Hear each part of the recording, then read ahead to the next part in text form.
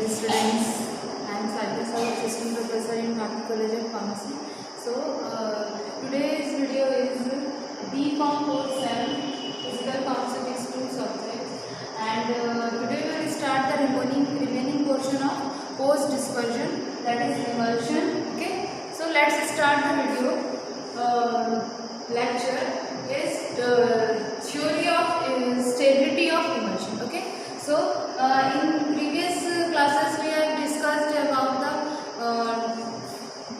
stability of emulsion. Clear? Stability of instability of emulsion we have also discussed, but in this class we have to discuss theory of stability of emulsion. Okay, so first is monomolecular theory. Okay, monomolecular theory देखते हैं. देखिए, जो monomolecular theory है, ठीक है, ये नाम से ही आपको थोड़ा सा उसके बारे में समझ चाहिए. ठीक है, मोनोमोलिकुलर थ्योरी में mono means one molecule. Okay, that is a theory. So we are assume the emulsion. Okay, so these are the emulsion. That is the disperse phase. This is disperse phase. And that is continuous phase. Okay,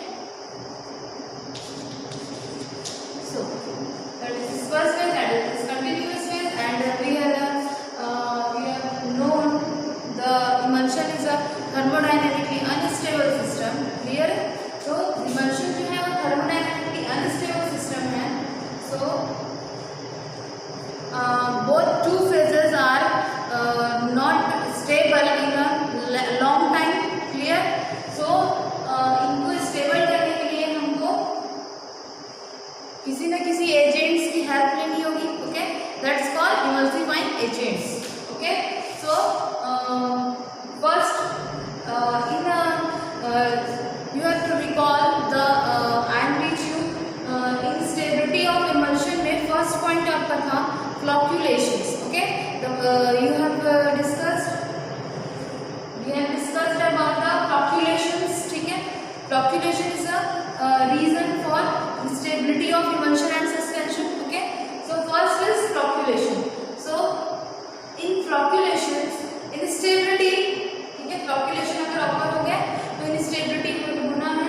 ठीक है, आपकी emulsion और suspension दोनों में instability हो जाएगी. ठीक है, तो देखते हैं हम जो हमारा डिस्पर्स फेज है. ठीक है, अगर हम डिस्पर्स फेज की बात करें, ठीक है,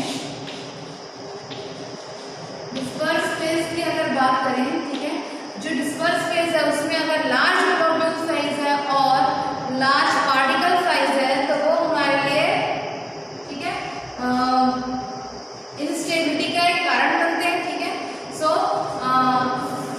हम जो हमारा लार्ज पार्टिकल है या लार्ज ग्लोब्यूल है, ठीक है, उसे हम स्मॉल करते हैं. ठीक है, इसका जो साइज है उसको हम कम करते हैं. ठीक है, तो you have to small the size. ठीक है, ग्लोब्यूल साइज और डिस्पर्स फेज. ठीक है, देन जैसे ही हम जो लार्ज पार्टिकल साइज है वो हम जब स्मॉल पार्टिकल साइज करते हैं, then we have seen surface energy is increased. Okay, and also the interfacial tension is increase. Okay, and interfacial tension and surface free energy जो है वो इंक्रीज हो जाती है. ठीक है, याद रखना है हमेशा जैसे ही हम स्मॉल करते हैं पार्टिकल साइज को या पार्टिकल ग्लोब्यूल्स डिस्पर्स ग्लोब्यूल्स को, तो सरफेस एनर्जी जो है वो बढ़ जाती है एंड इंटरफेशियल टेंशन भी बढ़ जाता है. ठीक है, देन फॉर्मेशंस ऑफ लम्स. ठीक है, देन लम्स फॉर्मेशन होता है. ठीक है, एंड दे गेट टू फ्लॉक्स. ठीक है, फिर कन्वर्ट हो जाते हैं, ये जो लम्स हैं वो फ्लॉक्स बन जाते हैं और फ्लॉक्स बनते ही बड़े बड़े जो हमारा स्मॉल पार्टिकल्स था फ्लॉक्स बन के अगेन वो बड़े पार्टिकल में कन्वर्ट हो जाता है या बड़े ग्लोब्यूल्स में कन्वर्ट हो जाता है. देन जो सिस्टम है वो अनस्टेबल हो जाता है बिकॉज जो हमारा फ्लॉक्स है, ठीक है, वो फिर से उसका रेट ऑफ सेडिमेंटेशन वो बढ़ेगा. देन वो नीचे आगे सेडिमेंट होगा या क्लीनिंग क्रैकिंग ये सिस्टम जो सिस्टम है उसको अनस्टेबल कर देगा. ठीक है, तो जो हमारा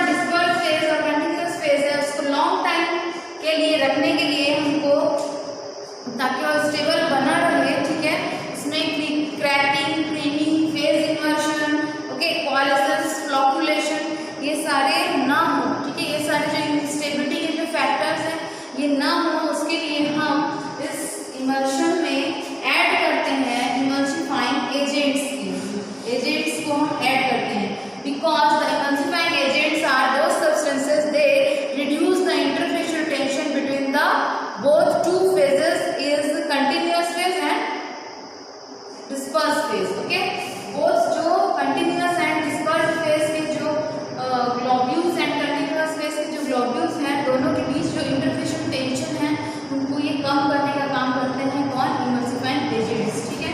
तो हम ये emulsifying agents जो है वो मिक्स करते हैं, ठीक है, emulsifying agents को हम मिक्स करते हैं, add the emulsifying agents, ठीक है।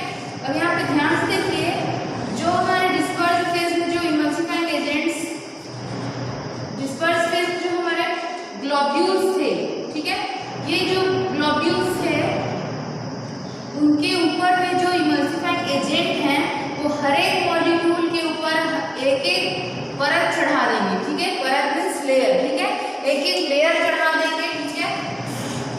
तो एक एक लेयर फॉर्म हो गया यहाँ पे, ओके। तो इसको हम जैकेट जो कॉन्सेप्ट होता है, ठीक है, वैसे हम समझ सकते हैं, ठीक है, जैसे कि जैसे हमें ठंड लग रही है, ठीक है, फिर हम क्या करते हैं, जैकेट वियर करते हैं, ठीक है। तो जैकेट जैसे ही हम पहनते हैं तो बाहर के जो एटमॉस्फेयर से वहाँ से कनेक्ट टूट जाता है, ठीक है, फिर हम ठंड से बच जाते हैं, ठीक है। वैसे ही ये जो बाहर कंटिन्यूअस फेज में जो इंटरफेशियल टेंशन है और जो अंदर का जो ग्लोब्यूल्स का जो टेंशन, इन दोनों के बीच में क्या होता है, एक जैकेट फॉर्म हो जाता है जो कि वो कहलाता है मोनो मॉलिक्यूलर थ्योरी, ठीक है। तो जो इमल्सिफाइंग एजेंट है वो एक एक मॉलिक्यूल के ऊपर अपना जो इमल्सिफाइंग एजेंट है वो एक लेयर फॉर्म करता है, ठीक है। देन फिर क्या होता है, one layer over the one molecule, so that called mono molecular layer, ठीक है। इसको हम मोनो मॉलिक्यूलर लेयर इसीलिए बोलते हैं कि एक मॉलिक्यूल के ऊपर में दूसरा मॉलिक्यूल जो है वो जैकेट की तरह आके लेयर बना देता है, ठीक है। तो एक के ऊपर एक लेयर, इसलिए इसको बोला जाता है mono layer, mono means one, ठीक है। तो मोनो मॉलिक्यूलर लेयर थ्योरी,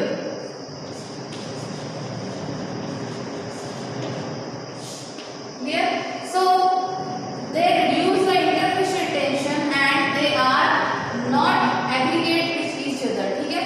ये क्या करते हैं, जो हमारा इंटरफेशियल टेंशन बढ़ा हुआ है वो सरफेस फ्री एनर्जी बढ़ रही है, इंक्रीज हो रही है, उसे कंट्रोल करते हैं और लम्स फॉर्मेशन को ब्रेक करते हैं, ठीक है, एंड इंटरफेशियल टेंशन को रिड्यूस करते हैं एंड ये एग्रीगेट बनने नहीं देते हैं।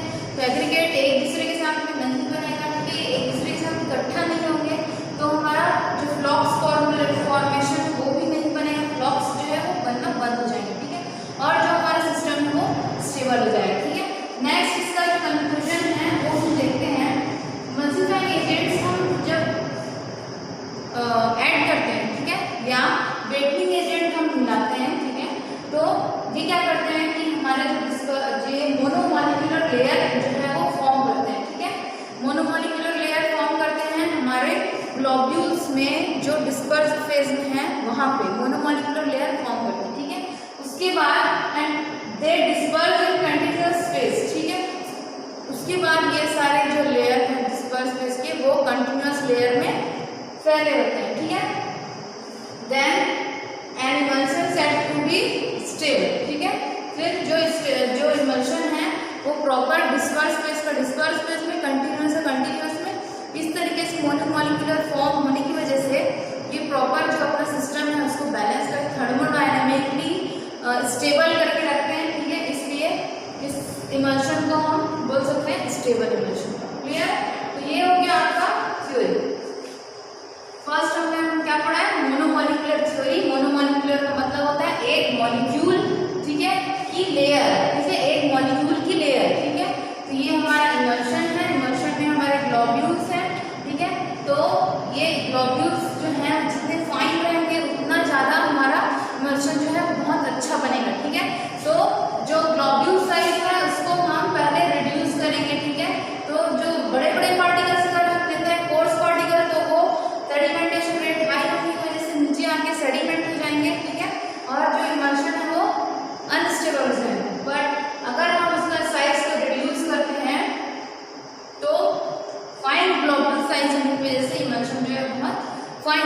अच्छा बनेगा। लेकिन फाइन जो पार्टिकल हम जब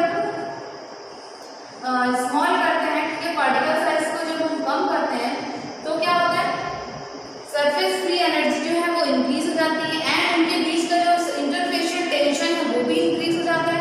इन दोनों के इंक्रीज होते ही लम्प्स फॉर्मेशन होना स्टार्ट हो जाते हैं। लम्प्स फॉर्मेशन होने की वजह से फ्लॉक्स बनते हैं, ठीक है, फ्लॉक्स बनते हैं, कोआलिसेंस होते हैं, ठीक है, और जो सिस्टम है गेट टू अनस्टेबल। ओके, तो हमें क्या करना चाहिए कि लॉन्ग टाइम तक हमारा जो इमल्शन है वो स्टेबल रहे, उसके लिए हम इमल्सिफाइंग एजेंट को ऐड करेंगे, ठीक है। इमल्सिफाइंग एजेंट हम जैसे ही ऐड करते हैं तो ये इमल्सिफाइंग एजेंट जो है वो जो लेयर डिस्पर्स फेज में जो ग्लोब्यूल्स हैं, ठीक है, जो डिस्पर्स फेज में जो ग्लोब्यूल्स हैं उनमें ये जाके अटैच हो जाते हैं, ठीक है। अटैच होने के बाद में एक लेयर के ऊपर में एक मॉलिक्यूल के ऊपर में एक लेयर बनाते हैं, ठीक है। तो जो डिस्पर्स फेज में जो हमारा मॉलिक्यूल है उसके ऊपर एक फेज बनाएंगे, ठीक है। जैसे ही फेज बनते हैं, जैसे कि जैकेट थ्योरी, ठीक है, इसको हम बोलते हैं जॉब्सन थ्योरी, ठीक है। तो अगर आप जैकेट के कॉन्सेप्ट अगर याद करें, ठीक है, तो one layer over the one molecules that call monomolecular layer theory, clear?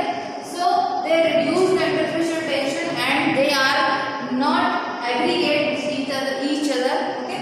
Then their conclusion is emulsifying agents, we think they are emulsifying agents and weighting agents are formed mono layer in disperse phase and they disperse in continuous phase, then the emulsion said to be stable, okay. So this is the theory of monomolecular theory, okay. तो ये हो गया हमारा first monomolecular theory. Then second is multimolecular absorption theory.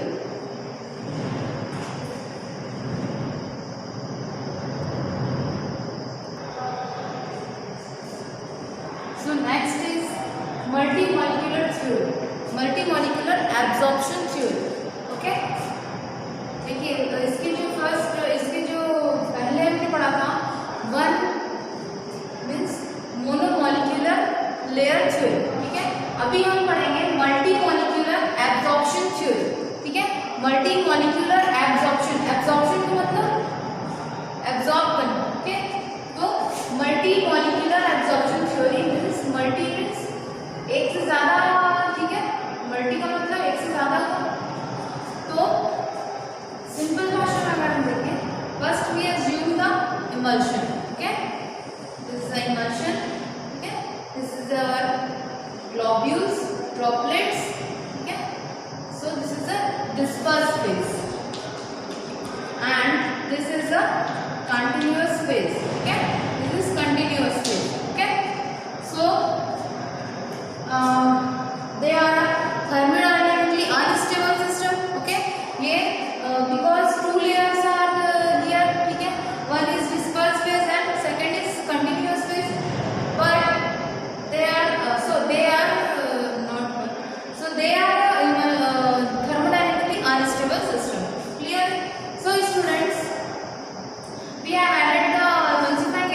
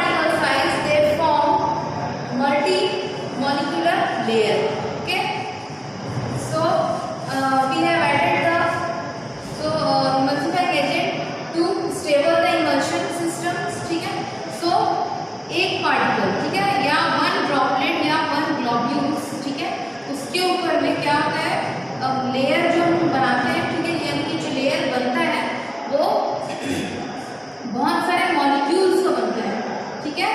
तो ये बहुत सारे molecules के जो लेयर बनते हैं, ठीक है, ये इस वजह से इसको बोला जाता है कि multi molecular layer. Okay, so that's called multi molecular layer. तो एक लेयर, ये जो लेयर्स थी, ठीक है, उनके ऊपर, ठीक है, ओवर द सरफेस बहुत सारे लेयर्स आके फॉर्म हो जाते हैं, ठीक है, इसलिए इसे बोला जाता है मल्टी मॉलिक्यूलर लेयर, ठीक है। ये जो हमारा मॉलिक्यूल है यानी कि ड्रॉपलेट है, ग्लोब्यूल है, इसके ऊपर में बहुत सारे an number of concern agents के जो पार्टिकल्स हैं वो आके एक स्ट्रक्चर बना देते हैं, ठीक है, इसलिए इसको बोला जाता है मल्टी मॉलिक्यूलर लेयर, ठीक है, मल्टी मॉलिक्यूलर एब्जॉर्प्शन। अब देखते हैं हम एब्जॉर्प्शन क्यों बोला जाता है, ठीक है। तो एब्जॉर्प्शन इसलिए बोला जाता है कि जो इमल्सिफाइंग एजेंट्स होते हैं both having two both nature, they have lipophilic and also hydrophilic. Okay, तो both in nature hydrophilic, they have both in nature hydrophilic and lipophilic in nature. Okay, तो we have no water drops, ठीक है, water के जो drops होते हैं वो जो वाटर लविंग होते हैं वो हो गया हमारा हाइड्रोफिलिक, एंड जो ऑयल के जो ड्रॉपलेट्स होते हैं तो वो हो गया लिपोफिलिक, ठीक है, ऑयल लविंग, ठीक है, water hating called lipophilic. Clear? So we have no this is a ये हमारा इमल्सिफाइंग एजेंट है, ठीक है, इसका एक हेड है एंड अ टेल, ठीक है। तो जो टेल का पोर्शन होता है, ठीक है, तो वो प्रेजेंट करता है वाटर लविंग यानी कि हाइड्रोफिलिक पोर्शन। क्लियर? देन जो हेड होता है, ठीक है, tail is represent the hydrophilic, ठीक है, एंड जो head is represented oil droplets, oil loving called lipophilic.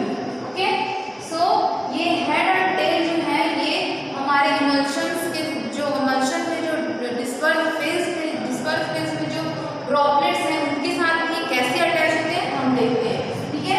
ये बोथ नेचर के होते हैं, हाइड्रोफिलिक एंड हाइड्रोफोबिक दोनों नेचर के होते हैं, ठीक है। तो ये क्या करते हैं, दे फॉर्म मिसेलर्स, ठीक है, मिसेलर स्ट्रक्चर फॉर्म होता है।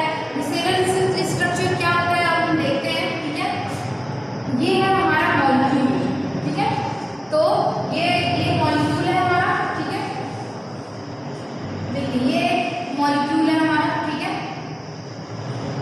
इमल्सिफाइंग एजेंट्स, ठीक है, two type, emulsion is a two type, oil in water and water in oil, ठीक है। तो अगर हमारा जो ऑयल का डिस्पर्स फेज है, क्लियर, तो ये हो गया हमारा ऑयल का ड्रॉपलेट, ठीक है, this is a oil droplet, ठीक है। अब जो ऑयल है वो हेड की ओर है, ठीक है, तो हेड से ये जुड़ना स्टार्ट हो गए इमल्सिफाइंग एजेंट्स जो है, ठीक है, ये ऐसे ये जुड़ना स्टार्ट हुआ, देन जिनका जो टेल है वो हो जाएगा पीछे, ठीक है।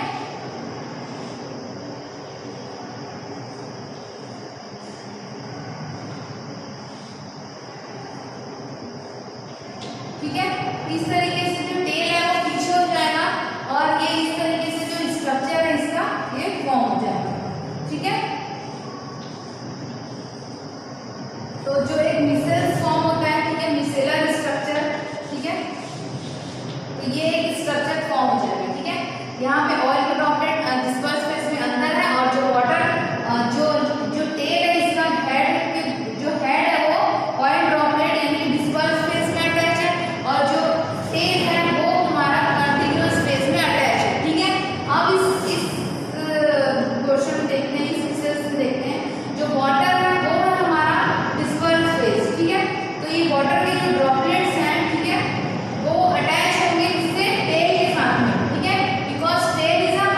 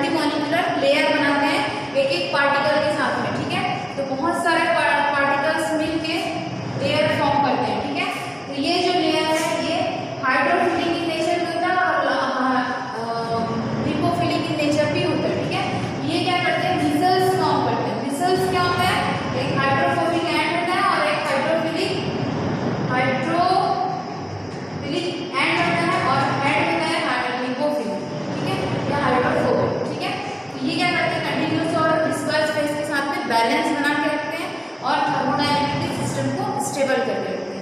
ओके, सो नेक्स्ट क्लास में पढ़ते हैं थर्ड थ्योरी।